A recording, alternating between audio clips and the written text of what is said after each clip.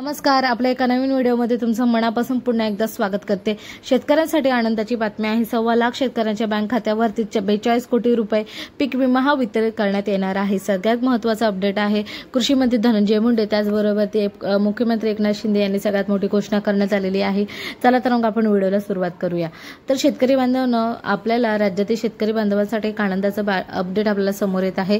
चालू खरीप हंगामात वेळेवर पाऊस न झाल्यामुळे, अति पाऊस झाल्यामुळे अशा विविध कारणामुळे शेतकऱ्यांच्या पिकांचे अत्यंत मोठ्या प्रमाणामध्ये नुकसान झालेले आहे आणि ते नुकसान आपल्याला भरपाई करण्यासाठी जिल्ह्यातील खरीप हंगाम योजनेत सहभागी झालेले 2,28,440 शेतकऱ्यांपैकी 1,25,600 शेतकऱ्यांना 42,13,09,000 रुपये नुकसान भरपाई वाटण्यात आली आहे।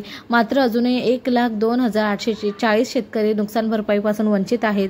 या राज्य सरकार त्या शेतकऱ्यांना केवळ 1 रुपया पीक विमा भरून घेण्याची उपलब्धी करून दिली। 31 जुलै ते पीक विमा भरण्याची अंतिम तारीख होती। या योजनेच्या बऱ्याच प्रवीण भागातील शेतकऱ्यांना ऑनलाईन अर्ज भरताना ही सर्व सुविधा तत्पर मिळाल्याने कागदपत्रे मिळवताना अनेक अडचणी सामने करावे लागले।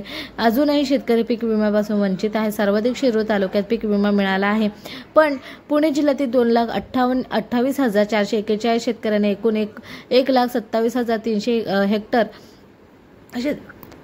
पीक विमा हा काढला होता। त्यामध्ये सर्वात जास्त शिरूर तालुक्यातील एकूण 39,975 शेतकऱ्यांनी पीक विमा काढलेला आहे। जून जुलै महिन्यात ज्वारी, बाजरी, नाचणी, तूर, मूग, उडीद, भुईमूग अशा विविध पिकांसाठी पीक विमा योजना राबवण्यात आली होती। पीक विम्यामुळे शेतकऱ्यांना नैसर्गिक आपत्तीमुळे होणाऱ्या नुकसानीची भरपाई मिळत आहे। कर्जदार किंवा बिगर कर्जदार शेतकरी कुळाने अगर भाडेपट्टीने शेती करणाऱ्या शेतकऱ्यांना पंतप्रधान पीएम किसान योजनेअंतर्गत विमा काढण्याची सुविधा सुद्धा उपलब्ध करून देण्यात आली आहे।